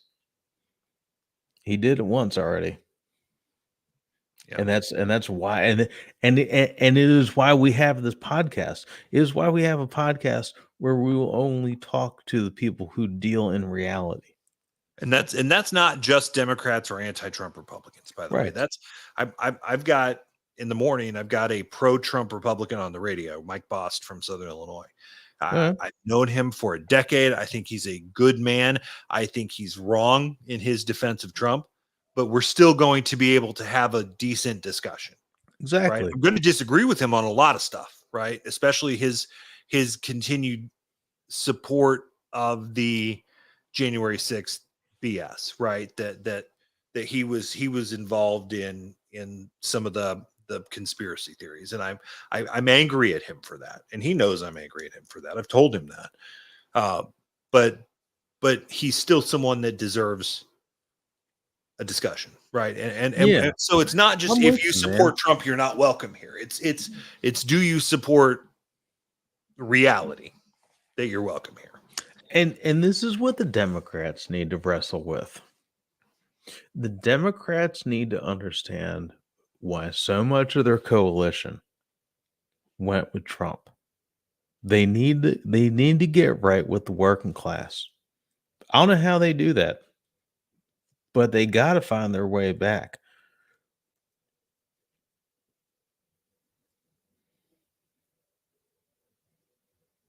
I don't know. I mean, I think we're seeing a fundamental realignment of our politics that the Republican Party for so many years had become the country club party, the lawyers and the doctors and the business people and the higher educated, and Democrats were the blue collar workers and the lower income folks. Used to be the party immigrants. Right. And as we've seen from Mike Madrid, that the Latino vote has been moving toward Trump. The Puerto Rico thing may. Once you get enough money to buy a Ford F-250. Yeah, right. You're a Republican all of a sudden. But Democrats have become that higher educated, higher class, financial class voter. And they look and sound more like suburban yuppies than they do the Dixiecrats that controlled the narrative in that party for decades. Well, that's right. And that's a fundamental problem for Democrats. And I think that they've got to realign themselves to appeal to more than suburban women. And today that's what they are. Is they're a party of suburban women. All right, before we get out of here, because I've got to go write a newsletter and be on the radio. You do, man. Let's say Harris wins tomorrow. Where does the GOP go from here? I have thoughts, so I'll let you go first. They're going to have to excise the cancer. And I don't know how they do that, but it starts with the RNC, the Republican, the actual party apparatus. And you know what comes first after the election? Vote on the Republican Party chair or the Republican National Committee. And you would be surprised to find how weak the support for Trump is over there. Sure. I wouldn't be surprised because I'm certainly aware of it. But yeah. Here's the problem that faces Republicans in the short term and the long term. I'll start with the short term.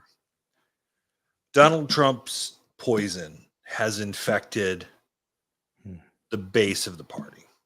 Yeah.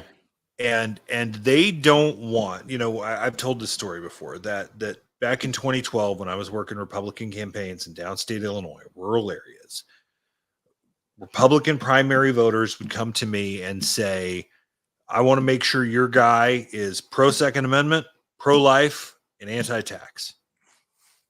And that was it. That you're strong on those three things, and they love you. If you ramp it up and add the fact that he's a Christian and has a family and some of those things, you're all the better.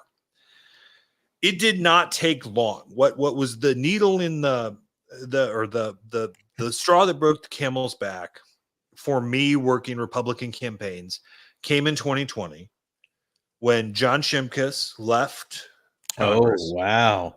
In Holy Southern shit. Illinois. I remember that. Shimkus used to be hardcore. He's my dude. I love Shimkus. Wow. And we had shit. a Republican primary to replace him in this heavily central to I remember Southern he used to Illinois bring on them pictures of the coal miners. Yeah. Wow, man. Are you getting a Southern accent after you've had a No. couple of drinks? No. Baltimore is near the Mason-Dixon line. Well, we were below the Mason-Dixon line, but we were part of the union. So Shimkus doesn't run again. This is a heavily Republican district. My guy is a local elected official, farmer, conservative, Christian, all the boxes you check for a traditional Republican. His opponent stands for nothing but Trump. Fucking literally carries around a purse that says Trump. And that's it. That's her platform is I'm for Trump. And my guy who is enough pro-Trump, right? At least pro-Trump enough to be a Republican these days, is just swamped. And it doesn't matter what he does, because when you're talking to Republican primary voters in 2020, this is 8 years. This is 8 years difference. It's not guns and life and taxes. It's will you lay down your goddamn life for Donald Trump? Yeah. That is the poison that has infected the party. It is not about policy. It is not about morals. It is not about agendas. It is about Donald Trump. Yeah. I refuse to be part of a party that believes its entire existence exists and revolves around one man. And that's not just a Donald Trump thing, okay? I would say the same thing if it were a party that entirely gave its life to George W. Bush. Yeah. Because the Republican Party has long been an ideal. Yes. And not as transactional, I would argue, that even Democrats in DC have been over the years, going back to LBJ. So the short term is I'm with you, baby. I bring it all back. So the short term is that we need to figure out whether the GOP in the short term is going to revert to some sort of moral base, some sort of policy base. Because if that happens, if they say, here's what we believe, if voters decide, here's what's important to us, whether it's taxes, whether it's immigration, whatever that issue might be, then they can start to clear themselves of the cult of personality. The problem is if they still just want Trump, the vacuum will exist for someone to step into it. I don't know who that is. I think it's most likely Tucker Carlson, because he's got the charisma and the complete lack of soul to sit back on what he does and says. If he steps into that role, Tucker may be the new Trump. Could be. If that vacuum doesn't exist, if we get back to a Republican Party that says, all right, we don't like Kamala Harris because XYZ, right? Back to the, and whether it's the John Kerry flip-flopping or anti-Vietnam or whatever, find your list of things. then if you start to have this discussion about what can we do better than President Harris, what can we do better than Democrats in Congress, what can we as a coalition of the center right do to make our lives better? That's when the party starts to coalesce back around the things that it used to give a damn about. The problem is, I don't know that we get past the Tucker part. and then you have a permanent populist bullshit party. And if that happens long term, we've got big problems. Won't. I don't think it's permanent. I don't think it's permanent because this stuff is predicated on grift. It really is. It is. Access to Trump is going to mean more than access to Tucker. Yeah. And two, because at some point, and this is part of what's been going on this cycle, is a lot of people have been checking out. Regular people have been checking out of online. They're just not into it anymore. You know,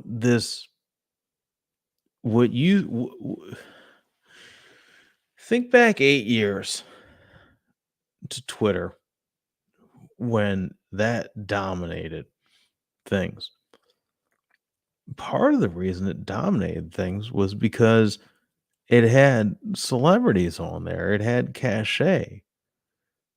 And it was part of the zeitgeist. It's no longer part of the zeitgeist. I don't know what the zeitgeist is anymore. It's so fractured at this point. But it's not part of it. And that's part of the reason. You know, they always talk about tax bills and come up and say juice ain't worth the squeeze.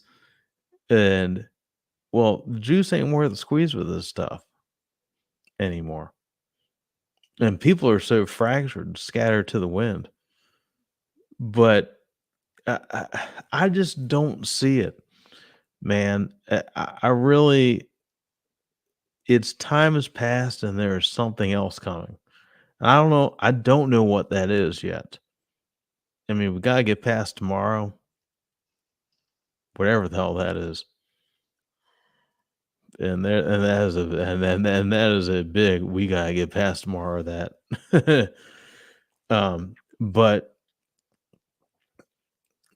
whatever comes on the other side of it does not look like what we have seen for the past 10 years. And I'm pretty convinced of that, because ultimately a populist movement is built on Tucker Carlson, by the way. Yeah. Frozen fish food. Guy. Not possessed, attacked by a demon with claws. So he admitted to having 4 dogs in the bed. He should be so lucky. Yeah, I don't know. People do not appreciate. You know what? Baltimore is not entirely the South. It is the South meshed with the Borscht Belt. Mm-hmm. All right. This is important. Does Larry Hogan have any chance? Absolutely. Absolutely, he does. He can actually win tomorrow. Absolutely. You'd be shocked. You're drunk. I want you. I want him to win so bad. I want him to. He absolutely has a shot. Believe it. I want to believe. I want to believe in Larry Hogan. I want to believe in Larry Hogan. Quit with that Southern Baptist shit. I believe in Joe Hendry and I believe in Larry Hogan. He would be great in the Senate. I'd fucking laugh my ass off talking to him in the basement. He'd be so great. He's the best Republican candidate for Senate. He would. You know what, man? When I was covering the Maryland State House, Mike Miller, the old Senate president, he was Mike Miller. Like I know who that is. You know who Mike Miller is? No idea. I don't know Mike that I've ever Madigan. been. I don't His, other than his like name is. from the DC You know, side. I don't know that I've ever even been. I in. know. No, I'm going to tell you who he is. He's Mike Madigan. Okay. He is the Mike Currently on Madigan. currently He on is trial the- for corruption. No, he's basically should have been. He's the Mike. He is the Mike Madigan in Maryland. Mhm. And you know what? 1 month after January 6th, I was over at the AutoZone over on Nicholson, Rockville, Maryland. And Look at pit beef, hon. yeah, Go watch basically, the O's. yeah, I was watching. Well, no, not in February. I was watching the Ravens. Lamar. Come on, man. and you know what? I've been covering him for years. And I was parked in there and I was like, I need to get this light fixed. I need to get a headlamp fixed. And I parked my car. I was going to go in there and get the headlight. And it was the middle of the pandemic. So you don't really got to get a headlight, but I really need to get that. And I'm about to go walk out of my car. And there's a whole flock of blackbirds overhead in the middle of February. It's like 100 blackbirds. And I was like, well, that's fucking weird. And then I looked down at my phone and there's a news alert. Mike Miller died. Oh. It was a fucking harbinger. Blackbirds. Mike Miller had been around for 1987 to, well, what's 2021? Was that 34 years? Something like Is that that. right? Yeah, sounds right. Mike Miller was the king in the same way that Mike Madigan was. And Mike Miller always knew that the center must hold. Now, he was corrupt as fuck when he did all that shit. And I'll tell you, you know what? Back in the day, I was a kid. I sued my old landlord, junior year of college, because he fucked us on our $500 down payments on the rent. And that bitch fucking sued us, or he screwed us over, man. So I went to court with him, using my socialist college student lawyer, whatever the hell he was, and I took him to court down in Prince George County, Maryland, and I ran into Mike Miller, who I had covered just a few months earlier as a student journalist. Mike Miller was an old trial lawyer. It was hilarious. And I said, well, hey, Mr. President, how are you? I was like 22 years old, Senate President of Maryland. And he says, oh, how are you? Good to see you. He's a big booster at the University of Maryland. And he's like, what are you doing here? I told him what was going on. And he's like, well, did you get him? I was like, oh, yes, sir. We got him. And he's like, good. I'm not sure how that all ties together, but it was a nice story nonetheless. No, I think we need to see. I have been encouraged by Democratic messaging in this campaign, specifically for Harris, like less in Senate races, certainly less in House races, because they've just been abortion. Yeah. Harris has been really smart in the way that she's transitioned this discussion to that about freedom, and her national security positions have been essentially center right. I mean, they've been hawkish. Remarkable. And if that's a permanent Democratic coalition, then that puts Republicans in the back burner for a decade. Yeah. The problem is they're going to have a lot of internal strife of moving that wants to move them left. That's part of why things went so badly for Biden, is because he got moved so far left from the inside. That's why a pro-democracy coalition is so tough. Yeah. It's Yeah. true. Okay. What are you doing? What are you doing tomorrow? What's your election day look like? Allentown, then Bucks County, PA. You're going to PA tomorrow. Shit, yeah, baby. How far of a drive is that? Not too far. Okay. Well, I told you, man. My family. Half my family is from York, Pennsylvania. It's Word of Roses. Them the White Roses. The other one's Lancaster. It's the Red Roses. I don't know which one's won that one. I don't know what any of that means, but I'm with you. Yeah, it's Civil War. Okay, fair enough. But I'm gonna go up there. Allentown, Pennsylvania. I need to see what the Latinos are up to. I'm gonna be looking for Jeanco jeans. All right, and Carhartt. Oh yeah. Oh, believe it, baby. 2004 strikes again.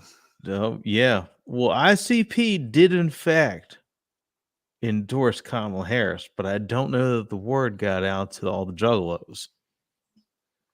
And now that's important. How many canvassers in the back of a U-Haul truck actually show up? Yeah. So I'm going to be looking for two places here. All right. We saw Ricky Martin earlier. I'm going to be looking for. Yeah, baby. Oh, we will. I mean, we have been living La Vida Loca for a long fucking time right now. Sorry. I'm not cursing. That ship has sailed, buddy. God damn, I know it. You know what, man? If we make it on the other side of this goddamn thing and we're not in the gulag, I'm fucking airmailing you 2 bottles of Buffalo Trace. I don't care how much they fucking cost. Well, if he wins, we may need it even more. But yeah, Shit. so I'm sticking around the Chicago area tomorrow. I did my travel over the weekend. I'm going to try and take a nap tomorrow because oh yeah, middle of the day, that's crucial. Yeah, because Yeah, so I've got radio from 6 to 9 Central. Good man. And then I don't have any TV tomorrow night, which is slightly refreshing because I don't just want to whine about Trump for 4 hours. Yeah. But I've got a couple of tight state races over here that I'm sure I'm going to be up with all night. So I may pull an all-nighter tomorrow, do radio again Wednesday morning, and then maybe just curl into a ball. Dude, I gotta say this, man. Your ability to fucking power through. A lot of people don't appreciate this. Your ability to power through, man. It's all coffee. I am powered. Well, it's more than that, man. That's bedrock, baby. All right, we're gonna get out of here. Salud. I did not think we were going 2 hours tonight. I was Me neither. I'm glad we did. I was holding out to see if we could get to Harris at all in Philly tonight, but I don't think we're going to get to her. You're going to spill your Sorry. but we will. We're going to probably try and record another show, even if it's just our reactions on Wednesday. And other than that, we'll get back on track. So thanks to all of you that listen in. This is the first one of these we've done, and honored to be in the hundreds for this, and that means the world. So we're let us know what you think. Drop us an email, groundgamepodcast@gmail.com. Send us a DM on the Twitter machine. You can find our handles over here at Pfingsten Show and at Tom LoBianco. I think both of our DMs are open. So send us a note. Let us know what you think. Be honest. Baller. Tell me drunk Tom is fun, Tom. And we'll be back. Thanks so much for taking time, everybody. And we will see you next time on the Ground Game. So, what's up?